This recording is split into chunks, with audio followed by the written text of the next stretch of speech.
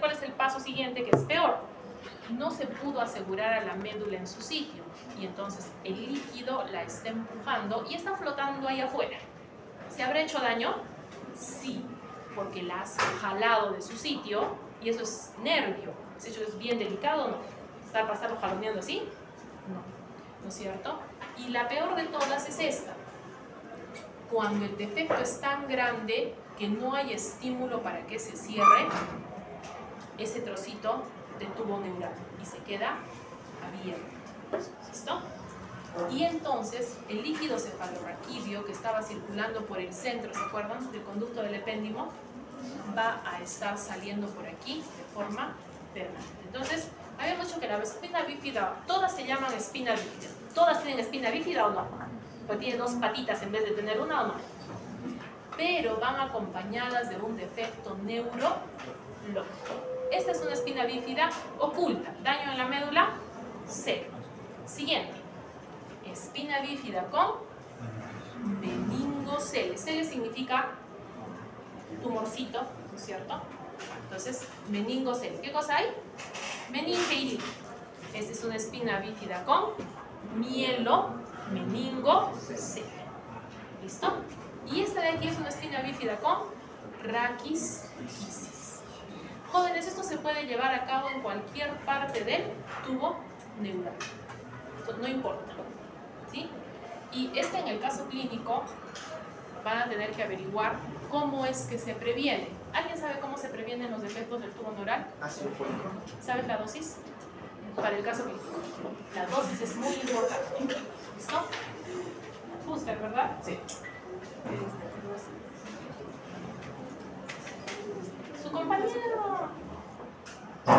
del fondo que estaba allá tratándonos de ayudar con el problema. Apellido. Fabiana, ¿tú le escuchaste? Apellido. Allá se ayúdame. Gracias. Criaturas, ¿les he escuchado gritar desde el parquecito con pasto hasta mi aula de embriología? Yo confío en su capacidad de dicción y de que puede escucharlos, ¿listo? Pero acuérdense que soy una mujer anciana, según ustedes, y no escucho bien. Es sin H, ¿verdad? Muy bien. ¿Ha quedado claro? ¿Sí? Muy bien. Entonces, aquí viene por qué estudian biofísica. ¿Listo? Estudian biofísica para que cuando yo hable de la capacidad de la luz de atravesar materia, ustedes me digan, ¿alguna de estas sustancias puede ser atravesada por la luz? Sí, el líquido. ¿O no? Entonces, si tú pones una linterna aquí, a este tumorcito, ¿va a pasar la luz o no? Esa es una transiluminación positiva. Si yo pongo una linterna aquí, no. Entonces, de esa forma, clínicamente, puedes sospechar que es un caso de meningocele versus uno de meningocele. ¿Y eso puede pasar en la cabecita?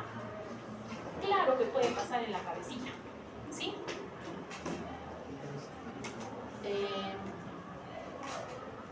Escojan un pedazo. ¿Qué quieren que sea esto? ¿Un temporal? ¿Para que parezca una oreja adicional? Lo mismo. Si es jóvenes, ya les he dicho que no le veo el chiste. ¿Sí? Es muy distinto decirle a una madre que el tumor es líquido, porque esto es meningio o no, a decirle que un pedazo del cerebro del bebé se ha salido. Este pedazo del bebé, del cerebro, que ha salido por un huequito y que está completamente apachurrado y apretado por líquido cefalorraquídeo, ¿cómo estará? Esa corteza cerebral está perdida. ¿Sí? ¿Y recuerdan todo lo que les ha dolido aprender neuroanatomía? Pues muy bien, parte de todo ese aprendizaje está perdido para siempre. Y peor aún, si es que el tubo, es decir, ¿se acuerdan que habíamos dicho que los ventrículos son esos espacios grandes? Se continúa con este tumor, ¿va a haber más presión o no? ¿Está peor o no? Es lo mismo. Por esto, este es un meningocele, ¿pero dónde? A nivel craneal, y va a depender del hueso que hayan escogido con huequito. ¿Listo? pones meningocele a nivel D. Para eso salen los huesitos. Este es meningo, porque la meninge es negra, ¿no es cierto? Encéfalo, porque tienes sustancia. Meningoencéfalo C. Y el último es meningo hidro, porque tienes ventrículo encéfalo C. ¿Listo? De ahí vienen los nombres. Bienvenidos a clase de latín. Muy bien. Pero, ¿qué pasa en la médula espinal? Si tú tienes un tumor, como en este caso nos están diciendo es un mielomeningocele, es decir, tienes médula y tienes meninge afectada, eso no va a permitir una circulación apropiada de líquidos suprarraquídeo y muchas veces se puede asociar con hidrocefalia, ¿cierto? Y el INUM, ¿qué es la hidrocefalia? Es el incremento de presión del líquido cefalorraquídeo en el sistema nervioso central, ¿no es cierto? Si aquí tiene que mejorar un pelín.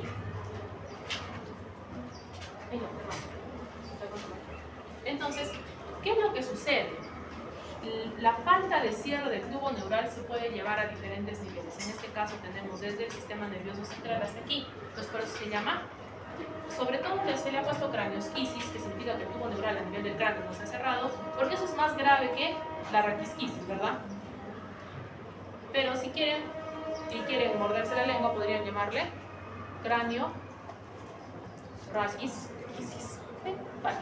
Entonces hemos dicho que en este tumorcito estamos viendo la meninge y la médula hidro, se llama mielomeningocele. Hay algunos de estos mielomeningoceles que están protegidos por piel, este no. ¿Cuál será peor? Este, ¿no es cierto? Entonces, la situación mala puede empeorar, por eso es muy importante saber de qué estamos hablando. Entonces, esto sería, ¿qué significa? Encéfalo significa ¿qué? Tengo encéfalo significa que tengo masa cerebral. ¿Esa masa cerebral está bastante dañadita o no? Muy bien. Pero en este caso, si solamente es meningocele, ¿esa bolita todo es líquido o no? ¿Cómo voy a determinar eso? Ayuda mucho la transiluminación, pero también se puede hacer exámenes especiales, porque a algunos de estos bebés se les puede operar y salvarles la vida. Obviamente estos no tuvieron esa oportunidad, pero es cosa así. Entonces, ¿qué está pasando aquí, jóvenes? ¿Se dan cuenta que todo es ventrículo? ¿Sí? Y ahí no debería tener, ¿qué cosa debería tener? Telencéfalo con... ¿No han visto el telencéfalo en la práctica? ¿Es gordito o no? Eso no debería estar ahí, porque el negro es líquido. Entonces, esta es una imagen de hidrocefalia. Esta imagen de hidrocefalia se puede identificar desde el embarazo mediante ecografía. Entonces, una vez más, las ecografías son para diagnóstico prenatal, no son para tomarle foto a nadie, ¿verdad? A partir de las 20 semanas se pueden identificar malformaciones congénitas. Las ecografías que comienzan a las 20 semanas tienen por objeto principal saber si este bebé está naciendo con alguna malformación. Si el bebé está naciendo con ese meningocele de allá, lo van a hacer pasar por el canal del parto y decirle a la niña que puje con fuerza, porque si solamente es meninge, existe la posibilidad de operarlo y que este bebé tenga alguna oportunidad de sobrevivir. Pero si lo pasamos por el canal del parto, entonces ya saben para qué sirven las ecografías. ¿Son necesarias? Sí son necesarias, hay que quedar en su cabeza. No son para tomar fotos, pero son para diagnosticar. Entrar a ciegas, no sé qué les parezca a ustedes, pero a mí no me parece buena. Entonces, estos embrioncitos no han sobrevivido a un encéfalo. ¿Por qué? Porque el daño del sistema nervioso es muy grande. Lo mismo ha pasado con este bebé, ¿no es cierto? El encefalocele era severo y no ha sobrevivido. ¿Listo? Y entonces aquí, ¿qué cosa tenemos? Un bebé que ha nacido con hidrocefalia. Con manito levantada, ¿cuál es el perímetro cefálico de un recién nacido a término? ¿Perdón? Cerca, estás en el límite superior. ¿Apellido? Castillo González. Jóvenes, Ya han aprobado estadística, ¿verdad? La forma más segura de tener una respuesta correcta es utilizar un INDER. Vale. El perímetro cefálico, y eso lo deben saber. ¿Ustedes creen que este bebé tenga 35 de perímetro cefálico? El perímetro cefálico promedio es 35, más menos 2. Por eso le digo a su compañero está en rango superior. ¿Ese bebé está demasiado cabezón o no? Y entonces ahora vamos a ver el sistema nervioso periférico. El sistema nervioso periférico está considerado todo aquello que no es sistema nervioso central. Brillante, ¿no es cierto? Y podemos comenzar con cosas como, por ejemplo, los pares craneales o los nervios raquídeos. Pero en el sistema nervioso periférico tenemos una situación muy importante que es la cresta neural. La cresta neural es la principal proveedora del sistema nervioso periférico. Entonces, pero el detalle es que la cresta neural no solamente produce sistemas nerviosos, no produce un montón de cosas. La cresta neural es una organizadora de tejidos y por lo tanto, si la cresta neural no migra apropiadamente, los problemas pueden ser variados. Vamos primero con la parte sensitiva. Hemos dicho que tenemos los ganglios espinales y aquí tenemos los ganglios de los pares craneales que son sensitivos. El 7, el 5 y el 9, ¿no es cierto? El sistema nervioso autónomo casi todo. Toda la cadena simpática. ¿Y por qué digo esto? Porque en la lámina 18, por ejemplo, hemos visto ganglio de la cadena simpática. Origen, cresta neural. Posteriormente vamos a ver el ganglio celíaco, los ganglios de, ¿cómo se dice? De los plexos que están a nivel de abdomen, entonces eso viene para la tercera fase por si acaso. También vamos a tener a las células de Schwann y parte de la glía entérica. Recuerden ustedes que tenemos plexo de Meissner y Auerbach en el intestino y entonces también va a provenir de la cresta neural. Entonces, más que todo, mucha parte del sistema nervioso periférico proviene de ahí. Pero, ¿qué más va a provenir de allí? Los parasimpáticos de los nervios especiales, las células satélites de los ganglios, ¿qué cosas son? Todos los nervios espinales, hemos dicho que tienen un núcleo de células sensitivas, pero recuerden que las neuronas no pueden valerse por sí mismas, ¿no es cierto? Necesitan a alguien que las cuide. ¿Quién las va a cuidar? Estas células satélites. Pero doctora, ¿vendría a ser lo mismo? Sí, técnicamente sí, pero no cumplen la misma función. Hemos dicho que también hay células de Schwann en el sistema nervioso central, ¿por qué? En el cráneo, porque apenas sale del sistema nervioso central ya tiene que trabajar la otra. Y la leptomeninge, ¿qué es la leptomeninge? Pia y Are, no es porque están pegadas, ¿no es cierto? ¿Qué más? La cresta neural también puede formar tejido conectivo. Aquí vamos a ver que la córnea en su estroma y endotelio van a provenir de la cresta neural. Jóvenes, la córnea tiene 5 capas. No me he hecho oftalmología todavía. No, para eso tenía que haber hecho histología. Pero bueno. Entonces, la córnea tiene un origen complejo. Estroma y endodermo de la cresta neural.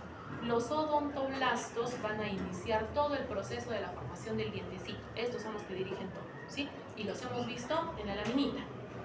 También provienen de la cresta neural.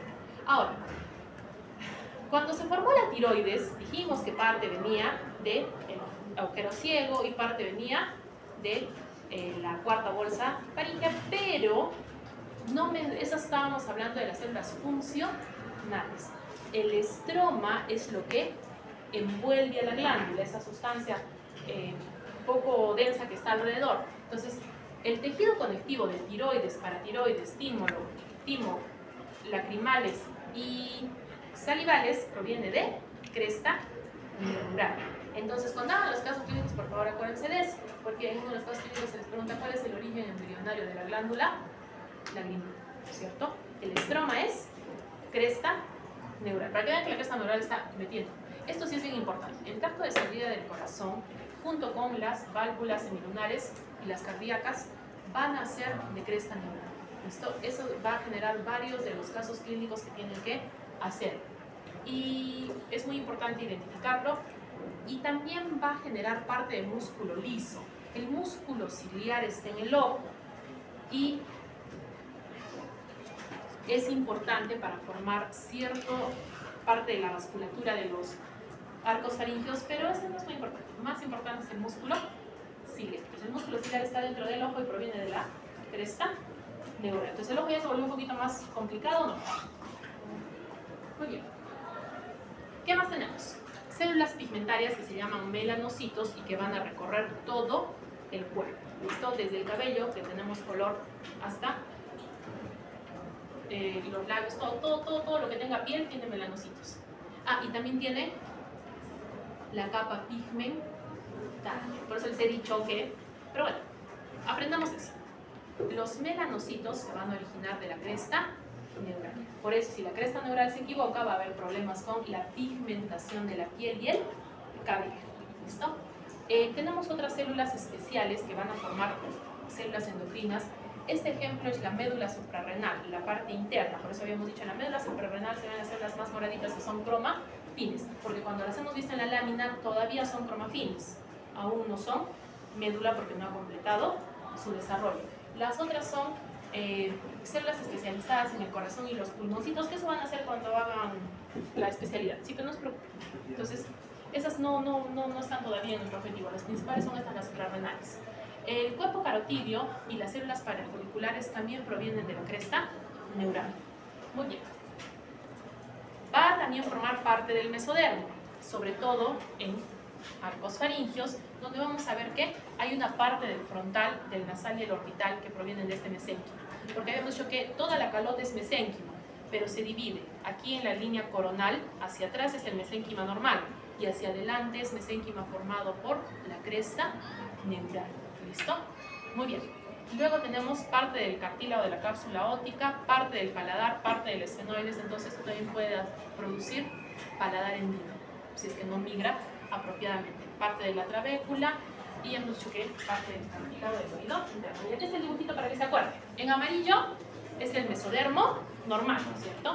En cambio, en verdecito es el mesodermo que proviene de la cresta neural. Entonces, parte del frontal es cresta neural y parte de nuestra naricita y nuestro tabique. ¿Listo?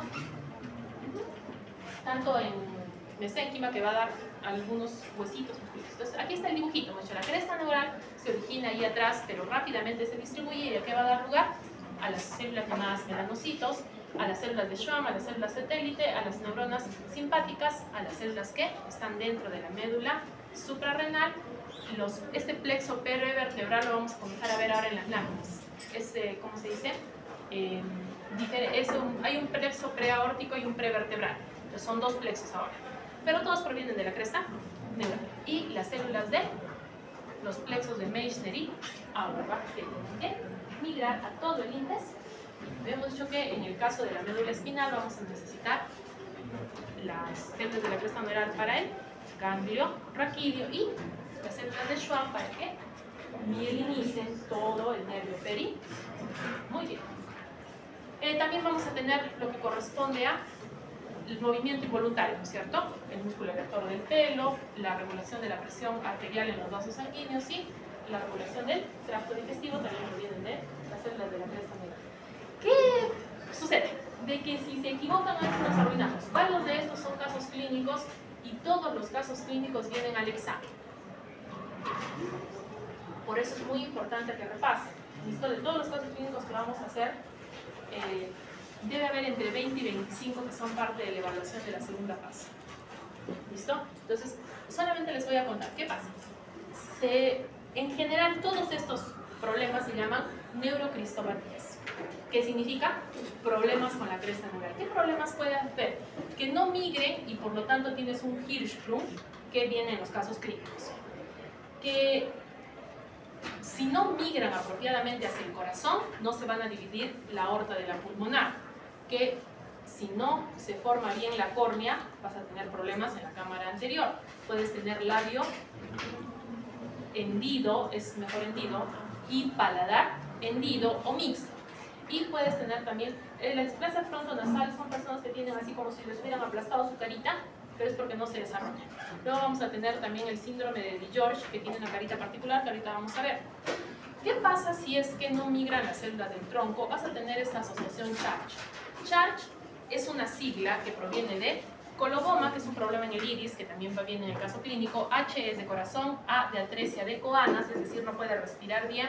R de retraso en el crecimiento, es decir, no se va a poder mover bien. G de hipoplasia genital y E de problemas en la orejita o en la escucha. ¿Por qué hacemos esto? Si tú encuentras cualquiera de esas, estás obligado a buscar las otras. El ejemplo más clásico es, si yo veo a un niño con coloboma, tengo la obligación de hacerle todos los exámenes para todo lo demás. Porque ¿quién me asegura que no tiene todo lo demás? ¿Listo? Muy bien. El síndrome de Waardenburg, sobre todo, es por la migración de las células de la pigmentación, es lo más fácil que logra identificar. Vamos a verlo en un dibujito ahorita. Si es que crecen demasiado, o sea, llegaron las células de la cresta neural y se olvidaron que tenían que dejar de reproducirse, vamos a tener varios tumores. Tumor número 1, feocromocitoma, que está en la médula suprarrenal. El neuroblastoma, que puede estar en la médula suprarrenal o también en otros ganglios, es decir, es un tumor diferente. El carcinoma de células de tiroides de las parafoliculares. Este es uno de los motivos por los cuales encontramos el calcio bien alto.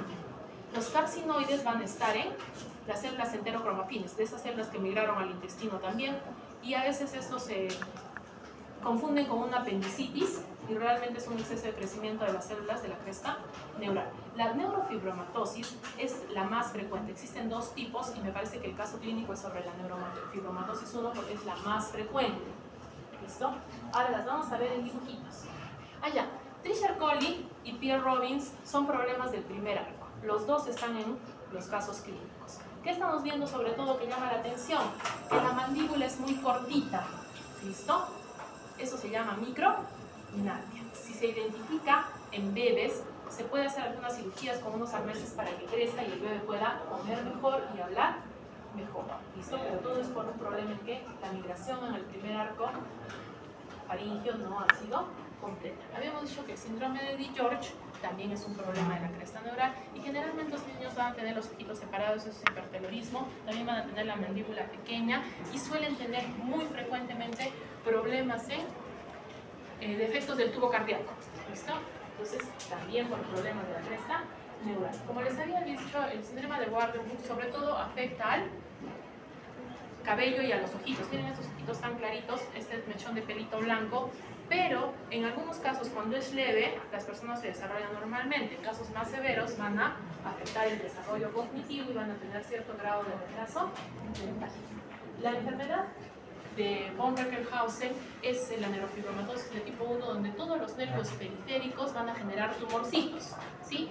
Si tienen un nervio por cada lugar donde pueden sentir un pinchazo, tienen muchos nervios, ¿verdad? Por eso tienen muchos tumorcitos. ¿Listo? ¿Dónde está el problema? Cuando los nervios están en el sistema nervioso central, porque ahí no hay espacio para que haya tumorcitos, ¿verdad? Eso sí, pueden generar daños severos. ¿Listo? Y como hemos terminado el sistema nervioso periférico, ya hemos conseguido terminar para el examen del sábado. El examen es 9:30 el día sábado y a las 10 el examen de práctica. Este sábado tiene doble examen. ¿Tenemos alguna pregunta? Jóvenes, están en clase. ¿Tenemos alguna pregunta? Por favor, les voy a solicitar que revisen el sistema de notas para ver si la nota que está en el sistema concuerda con el PDF que le he enviado a sus compañeros. Todas las personas que presentaron observaciones les he respondido por Teams y eso es lo que hay, ¿cierto? Si tienen alguna duda acerca de la nota, por favor me escriben por Teams para poder revisar su caso y poder responderles también. ¿Queda alguna pregunta?